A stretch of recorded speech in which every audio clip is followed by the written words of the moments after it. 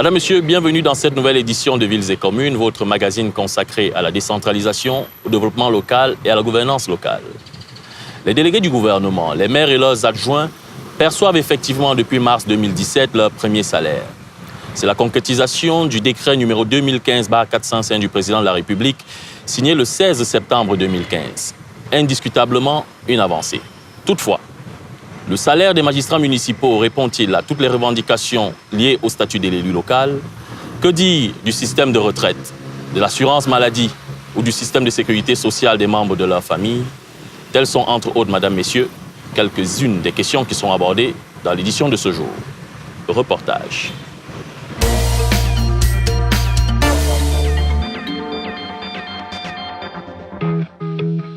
Les magistrats municipaux attendaient des textes sur leur statut.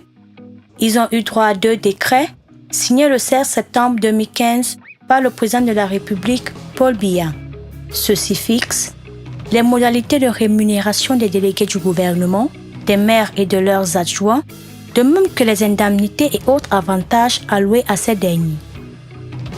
Une rémunération qui est supportée par la dotation générale de la décentralisation, inscrite au budget de l'État, précise l'article 5, alinéa 1 du décret 2015-405.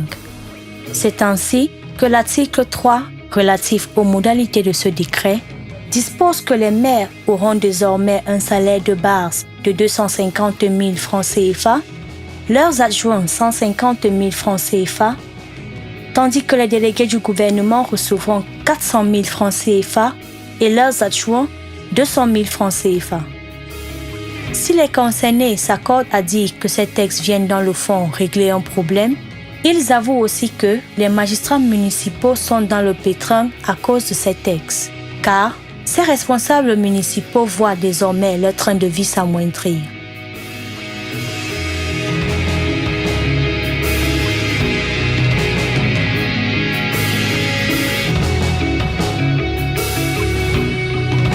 La mesure vise à écarter désormais les hauts fonctionnaires et autres hommes d'affaires qui venaient s'aimer le trouble dans ces administrations. La sécurisation des recettes et autres fonds des collectivités n'est pas en reste.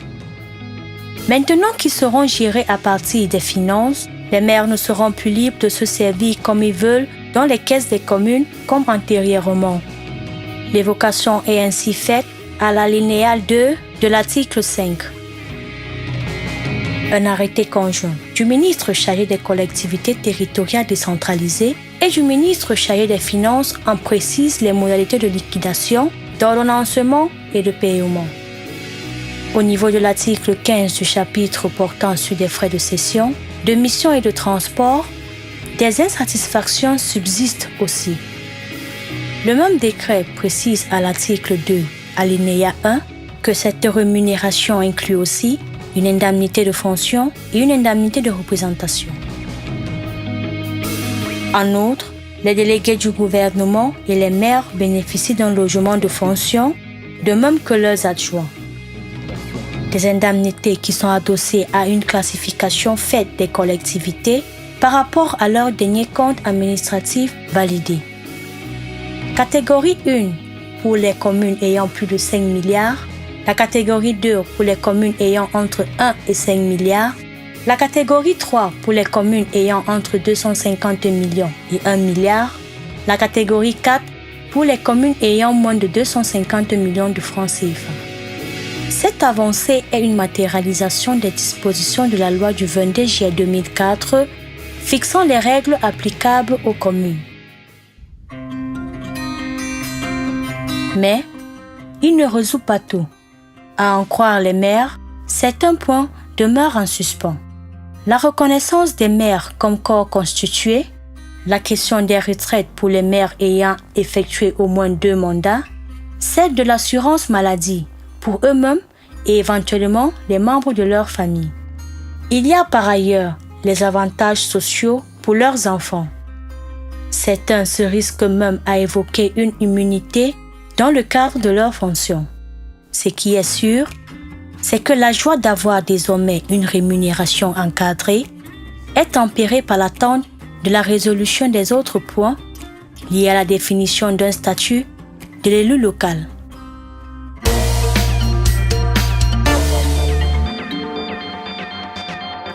Madame, Monsieur, nous avons recueilli pour vous quelques avis de maire sur le statut de l'élu local. Écoutez.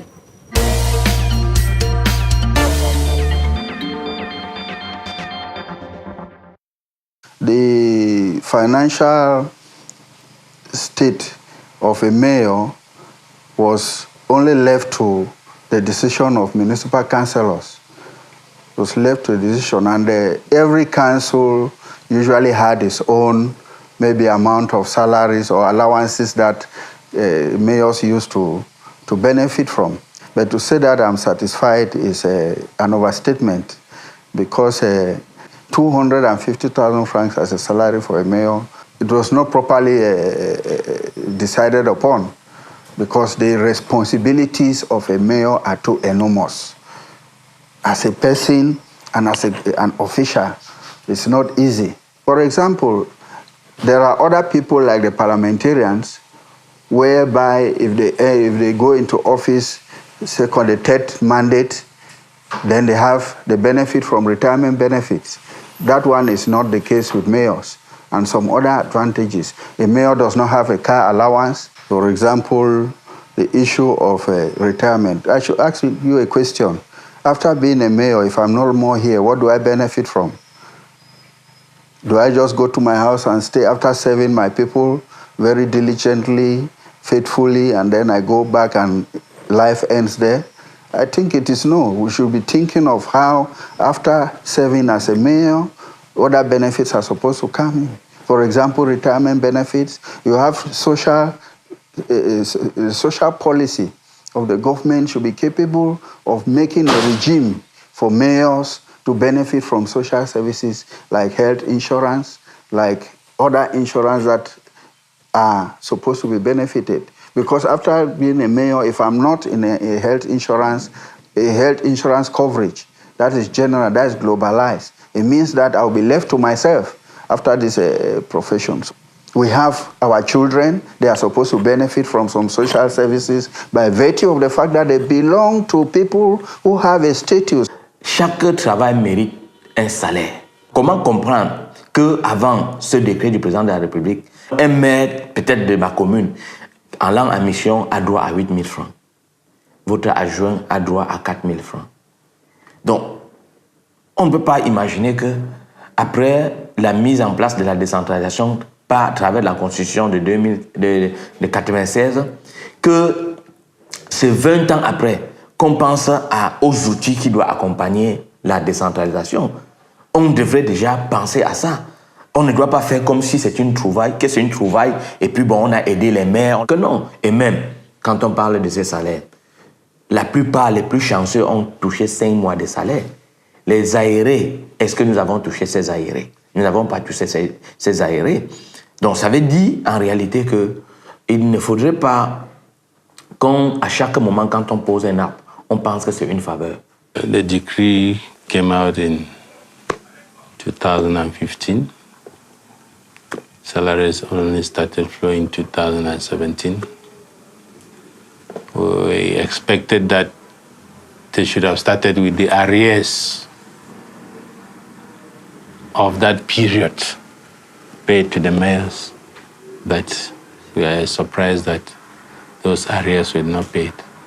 I, for one, am a civil servant, and the law provides that you choose between the salary decreed by the head of state in 2015, or if you are a civil servant, you choose whether to take the one of the civil service. So I am a beneficiary of the civil service salary, so I am not even concerned with the salary. But I want to say that my collaborators, my deputy mayors, they are beneficiaries of that. And so we expected that as the decree went into effect, even if they did not start paying the same month or the same year, they should pay the arrears to the mayors that are concerned. The law says that in the event where you are assaulted or you are insulted, you have a right to sue that person in court. But for how long? Before you even have the opportunity of going to court, anything can happen to you. So we are saying that it is not just that salary, it is not just that financial benefit, but we want to say that mayors are not protected in any way in the course of doing their job. That is one problem that I would say. I'm not saying that the whole situation is a bleak one. Mayors have some advantages which make them relatively above the common man in society. But I want to say that something being commensurate to the job that you do, there is very little protection.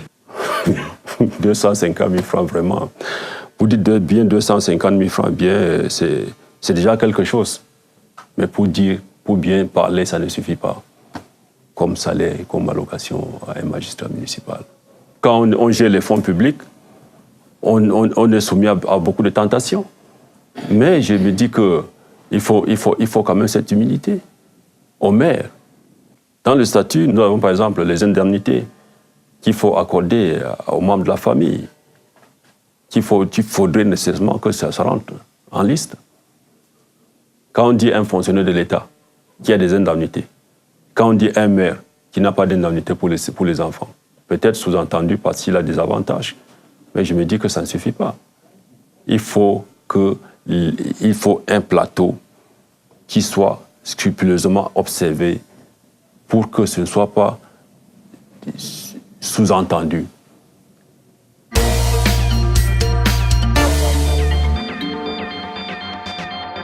Jusqu'ici, tout le monde connaissait les ananas de Bafia. Il va falloir désormais vous habituer aux ananas d'Hawaï. Je vous invite à découvrir quelle est cette commune.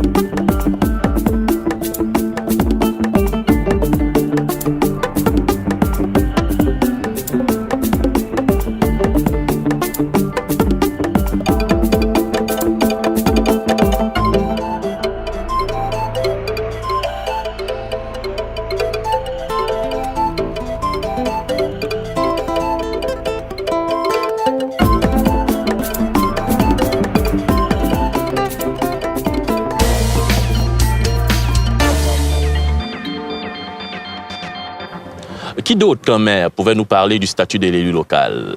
Notre invité ce soir est le maire de Kogné. C'est une commune de la région du Sud-Ouest, l'une des deux régions anglophones du Cameroun.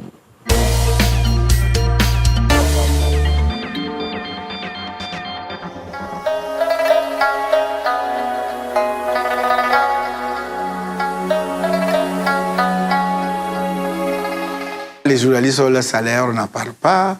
Les médecins ont leur salaire, on n'en parle pas. Je veux dire, les autres fonctionnaires ont leur salaire, on n'en parle pas. Mais le salaire des maires, un an après, on continue d'en parler. Bon, ce n'est pas grave. Mais nous pensons que nous avons grandement remercié, avec pleine gratitude, le chef de l'État pour avoir réparé cette injustice, en réalité. Pourquoi on doit être une corporation, un corps de métier comme celui des élus, les maires, et ne pas avoir de salaire?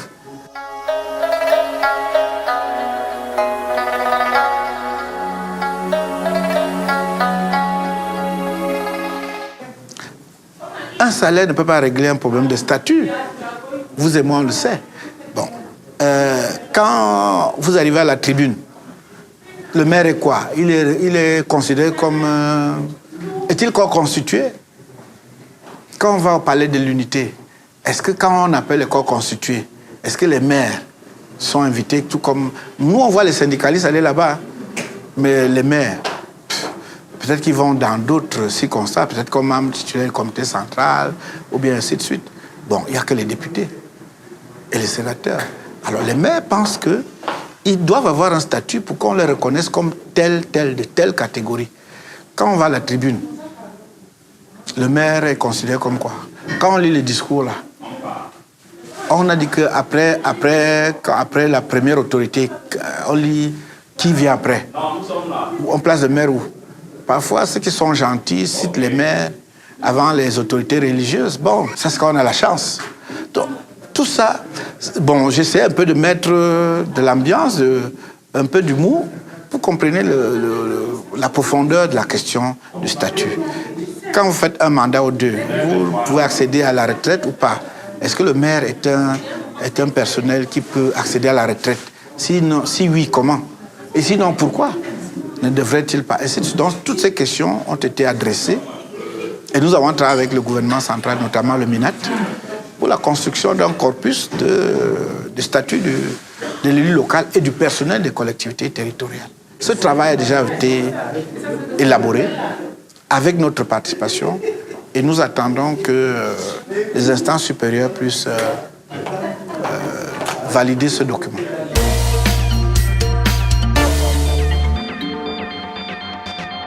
Madame, Monsieur, la question du statut de l'élu local se pose-t-elle de la même manière dans d'autres pays d'Afrique? Allons le voir.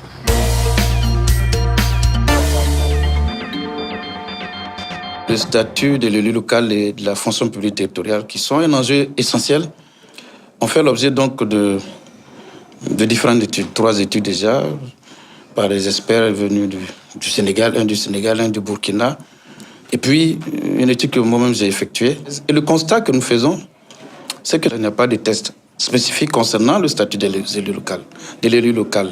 C'est-à-dire qu'en réalité, toutes les questions concernant les droits et devoirs des élus, leurs suggestions sont dans les tests éparses. Il faut donc chercher dans tel décret, dans telle loi, et donc c'est ça l'un des premiers constats. Deuxième constat que nous faisons au niveau du statut de l'élu local, c'est le niveau de la rémunération. Vous savez, le principe essentiel, c'est que les fonctions sont gratuites. Les fonctions sont bénévoles. Et donc, il est évident que dans ces conditions, les indemnisations, la rémunération sous forme d'indemnité ou de prime n'est pas tellement attractif. Ce n'est pas attractif dans la plupart des 4 pays. C'est un constat. La raison, c'est qu'on dit que c'est bénévole. Mais ce qu'on oublie, c'est que malheureusement, le coût de la vie a augmenté. Et ensuite, les élus interviennent dans plusieurs domaines, y compris même la prise en charge sociale de leurs administrés. L'autre constat, c'est au niveau de la protection sociale et la protection juridique des élus. Le constat que je fais, c'est que dans la plupart de ces États, au niveau de la protection sociale, il y a un vide. C'est-à-dire que les maires n'ont pas droit à la retraite, par exemple. Même au niveau des assurances, de la prévoyance sociale des assurances, ce n'est pas prévu. Au niveau de la protection juridique, de plus en plus d'interventions font qu'il est possible que les élus soient poursuivis pour des fautes pénales. Les lois le prévoient. Toujours est-il que l'un des constats au niveau de ce statut également des élus locaux, c'est surtout le fait que les élus locaux n'ont pas totalement la même mise sur le recrutement du personnel. Dans la plupart des États, il y a un groupe de personnes qui sont affectées par l'État, mises à disposition. Sur cela, les élus locaux n'ont pas une même mise. Et puis ensuite, toujours dans ce domaine, c'est surtout la question essentielle du transfert des compétences. Vous savez, quand on parle d'élus de statut, c'est-à-dire qu'en réalité, c'est les droits et les devoirs pour exercer, surtout pour exercer une compétence. Mais cela va de pair avec les compétences qui sont transférées. Que voulez-vous que les élus fassent si, en même temps, les compétences ne sont pas transférées, notamment avec les ressources financières qui vont avec? Il faut aller vers une fonctionnalisation de l'élu local en travaillant sur les conditions de l'élu local et en travaillant sur les problèmes de l'indemnité, sur les problèmes des inéligibilités, le problème des incompatibilités et surtout du cumul. Parce que ce qui est regrettable aujourd'hui, c'est ce cumul qu'on a dans les pays. Les cumuls de fonctions ou les cumuls de mandats. C'est détestable. C'est contraire à la libre administration des collectivités locales. Il faut que le maire réside dans sa localité. Fini le maire ministre, fini le maire député. Il faut que l'édile local, le maire, serve à quelque chose pour la politique de décentralisation. Nous avons besoin d'une élite locale qui travaille pour le développement et la bonne gouvernance et la gestion de nos collectivités locales.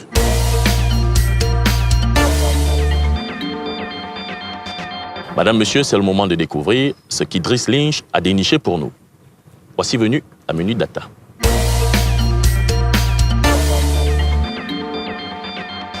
Madame, Monsieur, bonsoir. Le 16 septembre 2015, le président du Cameroun, Paul Biya, a pris une importante décision instaurant le salaire de base des élus et autres représentants locaux. Quelques chiffres. Maire, 250 000 francs CFA, adjoint au maire, 150 000 francs. Le délégué du gouvernement, qui n'est pas vraiment un élu local, reçoit 400 000 et son adjoint 200 000 francs. La question est celle de savoir si cela suffit. La réponse des maires est bien évidemment non, au regard des attentes de leur population. Cette situation emmène à poser le problème du statut des élus locaux. Les arbitrages sont difficiles et le système n'arrange pas tous les problèmes et tout le monde. Suivant les extrapolations faites du décret du 16 septembre 2015, un maire qui possède un compte administratif de 5 milliards de francs CFA minimum gagnera tout au plus 1,3 million de francs CFA par mois. Il faut y inclure le salaire, les indemnités, les frais de téléphone, l'eau, l'électricité et l'entretien de son logement. Mais il y en a qui reçoivent beaucoup moins. Plusieurs maires s'insurgent contre cette différenciation qui ne s'appuie pas sur la responsabilité des élus locaux et ne tient pas toujours compte des exigences parfois plus importantes qu'ils doivent affronter dans leur localité. Tenez par exemple, au Sénégal, le président Macky Sall a lui aussi pris un décret. Les maires de grandes villes reçoivent 1,250 million de francs CFA. Les maires des autres communes sont rémunérés en fonction de la taille de la commune, mais surtout de leur statut et de leur budget. Aussi, les maires des chefs-lieux des régions recevront mensuellement 900 000 francs CFA, ceux des départements 500 000 et les autres maires 300 000 francs CFA.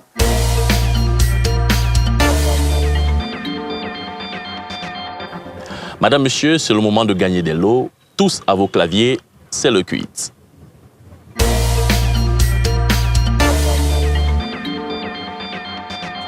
Quelle est la durée du mandat d'un maire? A. 4 ans. B. 5 ans. C. 6 ans. D. 3 ans. Pour jouer avec nous, c'est simple. Retrouvez-nous sur la page Facebook de l'émission qui s'affiche au bas de votre écran.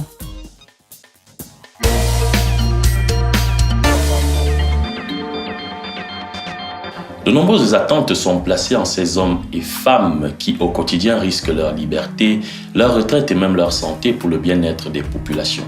Résoudre la question du statut de l'élu local est donc une impérieuse nécessité pour les bénéfices multiples que générerait l'adoption d'un texte encadrant les différents avantages auxquels peuvent prétendre ceux qui ont la charge de gérer nos collectivités.